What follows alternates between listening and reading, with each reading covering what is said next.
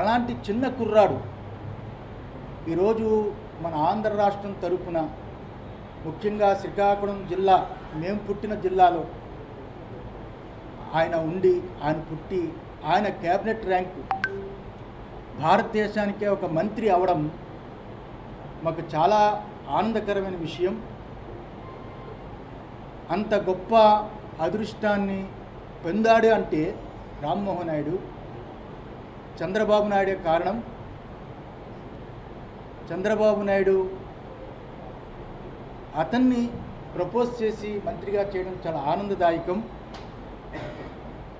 ఆ రకంగానే రేపు 12వ తారీఖు బహుశా 11:27 చంద్రబాబు నాయుడు ముఖ్యమంత్రిగా ప్రమాణ స్వీకారం. చాలా అత్యద్భుతమైన ముహూర్తము, సింహలగ్నము, చాలా బ్రహ్మాండమైన ముహూర్తము. ఆయన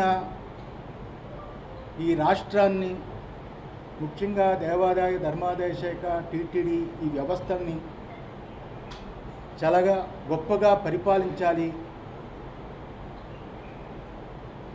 ఈ రాష్ట్ర ప్రజలకి, ఈ భక్తులకి చాలా భాగ్యమైన పరిపాలన అన్నట్టుగా చంద్రబాబు నాయుడు గారు, లోకేష్ గారు, అలాగే పవన్ వీళ్ళందరూ ప్రజలకి నచ్చేటట్టుగా పరిపాలించాలని మనస్ఫూర్తిగా ఆశీర్వదిస్తూ, చంద్రబాబు నాయుడు గారు చాలా కాలం రాజకీయాల్లో అనుభవజ్ఞుడు,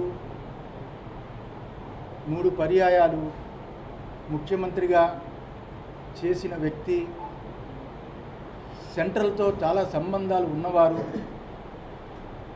ఇప్పుడున్న ఈ క్లిష్ట పరిస్థితిలో ఉన్న ఆంధ్ర రాష్ట్రాన్ని రక్షించి ఆర్థికంగా చాలా గొప్పగా చేయగలరని భగవంతుడిని కోరుతున్నాము. ఆ రకంగానే